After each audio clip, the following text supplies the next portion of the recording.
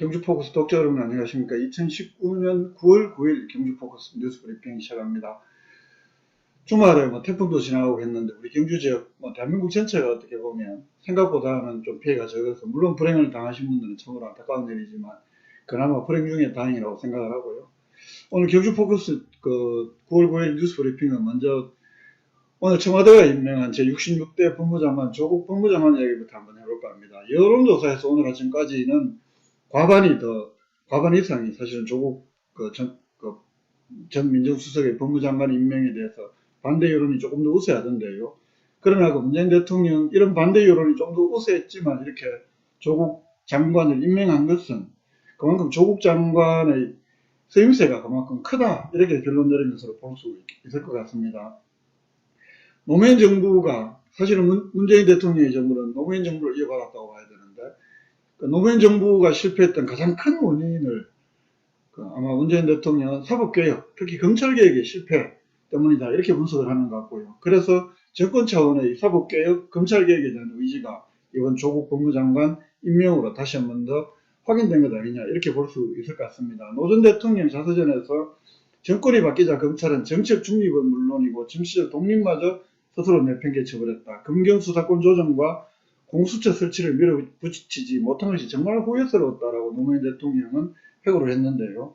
이 노무현 정부 때 청와대 민정수석으로서 가장 곁에서 검찰개혁 실패를 가까이서 지켜본 문재인 대통령, 집권 후에 최우선 과제로 사실은 사법개혁을 내세웠습니다만 그래서 정부 출범과 더불어서 민정수석으로 조국 장관을 발탁을 했고 그래서 말 그대로 이 권력개혁, 사법개혁, 검찰개혁에 대해서는 조국 수석이 거의 문재인 대통령의 분신과 같은 그런 느낌 또 있는 것 같은데요.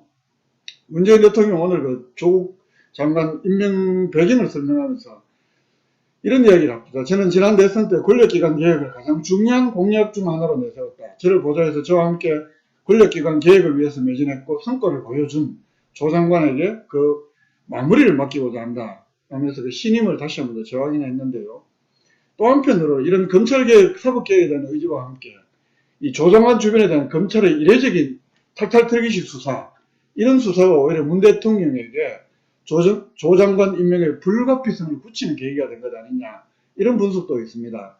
특히 검찰의 피해사실 공표 의혹 또 여권 전반에서 노 전 대통령이 눈두렁식의 이 트라우마를 연상시킨다고까지 이렇게 호평을 하기도 했는데요. 청와대 민주당은 물론이고 저희시도 문 대통령 시청에서는 이런 검찰의 모욕주기 형태가 노 전 대통령 서거의 결정적 계기였다는 정서를 사실은 잘 잊지 않고 있습니다. 청와대가 이번에 사실상 이번 검찰의 행태들은 정말 좀 미쳐 날뛰는 늑대 같다 이런 표현까지도 했는데요.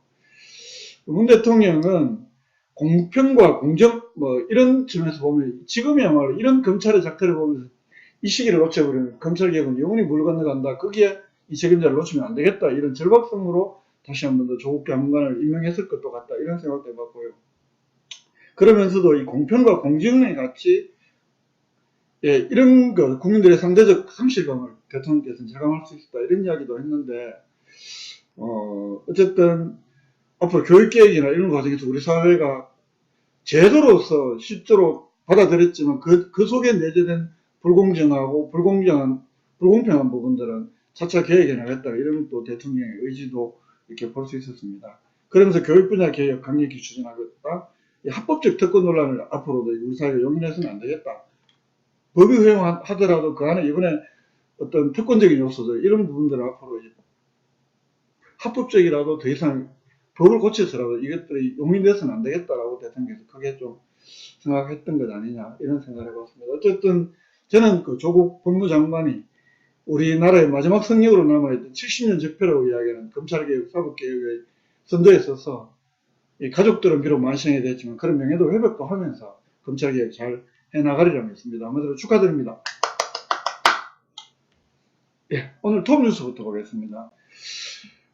아시다시피 태풍 닝닝 주말 동안에 지나갔습니다만 어제는 햇빛도 쨍쨍했고요. 바람은 조금 불었습니다만 경제적인 낙과 피해는 어느 정도 있었는지 아직 제가 정확한 집계는 받아보지 못했습니다만 큰 피해 안 남기고 지나간 것 같아서 그나마 다행으로 생각을 하는데요. 그런데 6일 밤에 태풍 바로 전날 경주에 시민들을 깜짝 놀라게 한 일이 있었습니다. 그 3차 계획 예방정비 7월달부터 예방정비를 마치고 금요일 오전 6일 오전 8시 45분에 발전을 재개했던 신호성 운전 2호기 이날 밤 9시 44분 그러니까 발전을 재개한 지 딱 13시간 만에 발전을 정지했습니다. 방금 말씀드렸다시피 지난 7월 11일부터 여러가지 정기검사를 받고 원안위 승인을 거쳐서 6일 오전에 발전을 재개를 했던 건데 13시간 만에 스톱을 해버렸던 거거든요. 원자력 안전위원회는 7일 전문가로 구성된 사건 조사단 파견해서 현재 상세 원인 등을 조사하고 있다고 하는데 원안위 발표에 따르면 출력 30% 단계에서 주급수 펌프 한 대가 정지를 했고 그래서 전기 발생기 수위가 낮아져서 원자로가 자동 정지됐다 이렇게 밝히고 있는데요. 뭐 당연히 뭐 손해 방사선량은 이상이 없다 등등 늘 표던 대로 월성본부에서 이야기를 하고 있습니다만 이 신호성 2호기는 7월 11일부터 이 계획 예방 정비 기간 동안에 연료 교체됐고 발전 설비 전반에 대한 기기 점검, 장비 및 설비 개선 작업, 또 원자력 안전법에 따라서 97개 항목에 대한 정기 검사도 수행을 했고 그런 다음에 이 발전을 재개했던 것이 13시간 만에 또 정지를 해버리니까 시민들의 불안감은 여전히 떨치지 못하고 있는 겁니다. 물론 이 근거 없이 불안감 부추겨서도 안 되겠습니다만 이 안전은 아무리 강조해도 지나침이 없다는 점에서 이 계획 예방 정비를 무려 7월달부터 근 2달 가까이 해놓고도 발전을 재개했던 것이 왜 스톱이 됐는지 이번에는 좀 속 시원하게 그 원인이 밝혀졌으면 좋겠다. 그래서 시민들의 안전에 대한 의구심도 좀 완전히 좀 떨쳐주셨으면 좋겠다. 이런 바람을 밝혀봅니다. 다음 뉴스 보시겠습니다. 예, 오늘 두 번째 뉴스는 제가 지난번 8월 달에 경주시에서 한 4개 반 12명으로 새벽 시간대 아파트 등에 상습 체납 차량 번호판 영치 활동 9월 달에 집중 전개한다고 했잖아요. 그래서 9월 2일부터 9월 6일까지 일주일 동안 번호판 영치 활동을 경주시에 알아봤더니 지난 2일부터 6일까지 5일 동안 9월 첫째 주 동안 116개의 자동차 번호판을 영치한 것으로 확인이 됐습니다. 5일 동안이니까 하루 평균 23개 자동차 번호판을 영치했다는 이야기인데요. 이 가운데에서 116개 가운데 73개를 자동차 번호판을 받아갔다고 합니다. 결국은 세금을 냈다는 이야기인데 326건 3,700만 원의 체납세를 징수했다고 합니다. 9월 한 달 동안 경주시에서는 이 새벽 시간대 자동차 번호판 영치 활동 집중적으로 전개한다고 하는데요. 8월 21일 현재 경주시 자동차 관련 체납세는 15,800대에 40억 200만원, 한 번 체납이 1,580대에 12억 5,500만원, 2회 체납이 2,013대 5억 200만원, 3회 체납은 910대 3억 1,700만원, 4회 이상 고질 체납은 이게 더 문제입니다. 2,294대, 그러니까 2,300대 19억 2,800만원 가량 된다고 합니다. 경주시는 새벽 시간대 집중적으로 이렇게 영치 활동을 해서 체납세를 줄여나가겠다 이렇게 밝히고 있습니다. 다음 뉴스 보시겠습니다. 예, 세 번째 뉴스 한번 보시겠습니다. 경주시 체육회장 선거 관련 이야기인데요. 그동안에는 경주시장이 경주시 체육회장을 당연적으로 이렇게 좀 거의 관행처럼 회장을 역임해갖고 예산을 많이 주니까요. 경주뿐만 아니라 자치단체장이 체육회장을 겸임하는 게 거의 관례처럼 모든 지자체에서 이렇게 해왔는데 앞으로는 이 자치단체장이 체육회장을 겸임하는 것은 금지가 됩니다. 국민체육진흥법 개정안 내년 1월 16일부터 시행이 됩니다. 그래서 내년 1월 15일까지는 새로운 민간체육회장을 어려할 것 없이 다 선출해야 되고요. 그래서 대한체육회장 최근에 충북 진천 국가대표 선수촌 지난 2일날 이사회를 열어서 대의원 확대기구 구성을 골자로 하는 시도체육회 민간회장 선출 규정을 의결했습니다. 17개 시도 또 228개 시군구 체육회 1월 15일까지 새로운 민간체육회장을 선출해야 되는데요. 대한체육회가 마련한 이 회장 선거 관리 규정 표준안에 따르면 지자체 규모에 따라서 선거인 수를 어느 정도 이렇게 제한을 했습니다. 시도체육회장의 경우에는 인구 100만 명 미만의 시도는 최소 선거인 수 200명 이상 이런 식으로요. 또 시군구 이렇게 기초지자체 체육회장은 인구 5만 명 미만이면 50명 이상 선거인단, 5만 명 이상 10만 명 미만인 경우에는 100명 이상, 인구 10만 명 이상 30만 명 미만, 경주시 같은 경우에는 150명 이상의 선거인단을 구성을 해서 선거를 1월 15일 이전에 치러야 하는데 한 넉 달 이상 남았잖아요. 이런 가운데 그 여준기 경주시 태권도 협회장 어제 공식적으로 경주시체육회장 출마를 선언했습니다. 선거를 한 넉 달 앞두고 있는데 경주에서 지금 한 3명 정도 체육회장 출마설이 돌고 있는데요. 이 가운데서 어쨌든 경주시 체육회장의 출사표를 던진 것은 그 여준기 경주시 태권도 협회장이 이번이 처음입니다. 여준기 협회장은 진정한 의미의 통합과 안정을 이끌어갈 리더가 필요한 시점이라면서 자신의 출마를 공식 선언했는데 오늘 뭐 인터뷰 좀 하자 그러니까 이번 주말쯤에 자세한 선거 규정이 나온다고 합니다. 그때쯤에 가서 한번 인터뷰 응하겠다. 지금은 조금 부담스럽다. 뭐 이런 입장 밝혔습니다. 다음 뉴스 보시겠습니다. 예, 네 번째 뉴스는 경주시청 여자검도부 있는지 잘 몰랐죠. 저도 사실은 잘 몰랐었는데요. 지난번에 그 경주시가 운영하던 전국 어떤 메달 이것 때문에 그 경북체육회를 대신해서 경주시청 하키 선수단이 있었잖아요. 뭐 아시안게임 그 메달도 따고 이랬었는데 이 하키 선수단이 다시 도체육회로 가면서 경주시내 마라톤 시청에 보니까 5개 실업팀이 생겼다고 합니다. 그 중에 하나가 여자 검도인데요. 이 여자 검도 경주시청 실업 여자 검도 실력이 전국 최고 실력이라고 합니다. 여러분 오늘 검색을 해보니까 수상한 실력도 성적도 많던데요.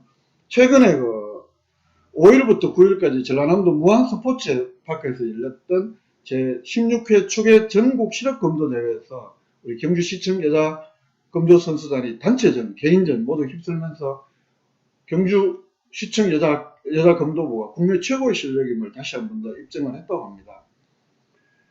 4월달에 청량에서 열렸던 2019년 충계 실업 검도 대회에서도 단체전 정상에 올랐고요. 이번 대회에서도 단체전 결승 우승했고 또 이화영 선수 개인전에도 우승을 하면서 경주시청 여자 검도부가 전국 최고라고 합니다. 올해가 창단 7년째를 맞이하고 있다고 하는데요. 그래서 2018 세계 검도 선수권 대회에서도 이 4명이 국가대표인데 눈부신 활약을 펼치면서 우리나라가 준우승을 하는데 매우 큰 역할을 했고 또 2021년 프랑스에서 열리는 차기 세계 선수권 대회에도 이 선수들이 거의 국가대표로 발탁될 가능성이 높다고 합니다. 오늘 제가 이 선수들 한번 단체로 한번 토크를 한번 해보려고 이상환 감독에게 여쭤봤더니 추석세라 다 오늘 오전에 다 고향으로 갔다고 합니다. 경주분들은 거의 없는 것 같고요.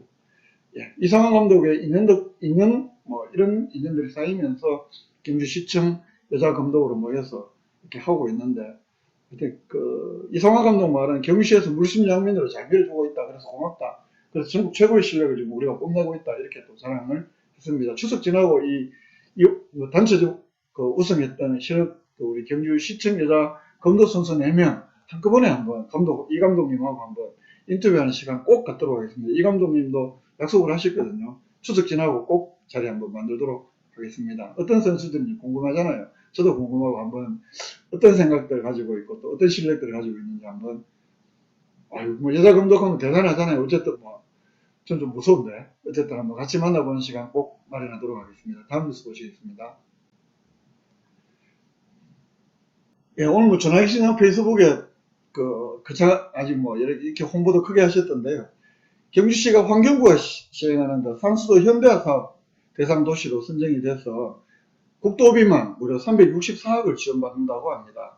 지방상수도 현대화 사업 대상지로 경주시가 선정이 돼서 2023년까지 5년간 하는데요. 총 사업비가 560억인데 그 중에서 364억을 지원받는다고 합니다. 경주시 예산 한 200억. 그래서 뭐 맑은 물 마시면 좋겠죠. 6번째 소식.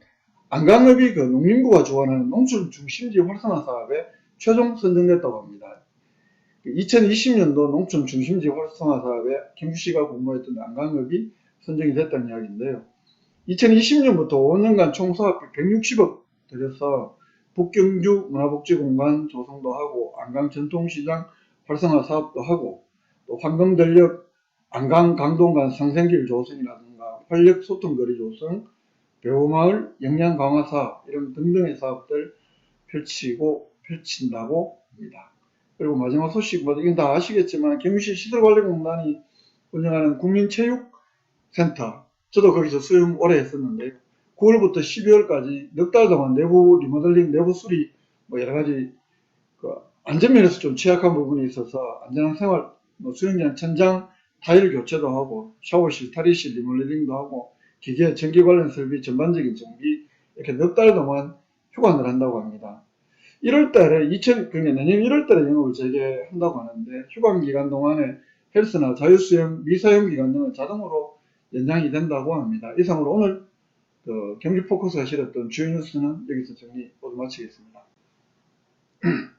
예, 끝으로 오늘 조국 장관, 법무부 장관 임명에 대해서는 사실은 딸이 동양대학교 표창장을 위조했니, 오만 가지 진짜 그 숫자가 100만 건인데 169만 건 갑니다, 기사가. 사실은 가족 것 떼고, 오촌 것 떼고, 부인 것 떼고, 딸 것 떼고 그러니까 조국 후보자에 대해서는 의혹이 하나도 안 남더라는 게 청문회 때, 국회의원에 이렇게 쭉 정리해서 분류했던 걸 보니까 그렇던데요. 한마디로 광기였다. 저는 이렇게 생각을 합니다. 노무현 대통령 서거 직전에 사실 있지도 않은 논두렁 시계, 무슨 보석 시계 그렇게 조롱을 하고 그래서 그 죽음으로 사실은 노무현 대통령이 운근했던 아픈 역사 우리가 지켜줘서 미안하다 그래서 눈물로 보냈던 역사가 있었는데요. 이번 조국 법무장관 사태도 어떻게 보면 70년 일제시대 일제강점기까지 거슬러가는 거의 100년, 170년 넘게 우리 사회를 지배해왔던 친일 민족, 친일 세력들, 그리고 이 친미 기득권 세력들의 재앙이 얼마나 강도한가를 그 정점에 검찰이 있는 것 아니냐. 그래서 검찰 공화국이 아니라 검찰 왕국이라고까지 이야기하는. 그래서 아마 더 많은 조선일보를 필두로 그런 기득권 언론들이 정말 말도 안 되는 기사들을 쏟아내면서 지향했지 않나 싶기도 하고. 그래서 문재인 대통령은 이 검찰개혁, 사법개혁의 의지로서 이만한 책임자가 없다라고 보고 조국 장관을 저는 임명한 것으로 생각을 합니다. 우리 사회의 마지막 남은 가장 완고한 적폐, 조국 장관 앞으로 잘 해나가서 대한민국이 한 걸음 더 앞으로 나가는 그런 중요한 의미 있는 그런 날이기를, 그런 장관 임명이기를 진심으로 기원합니다. 2019년 9월 9일 전해드렸던 경기포커스 뉴스 브리핑 여기서 모두 마치겠습니다. 함께해 주신 독자 여러분 고맙습니다.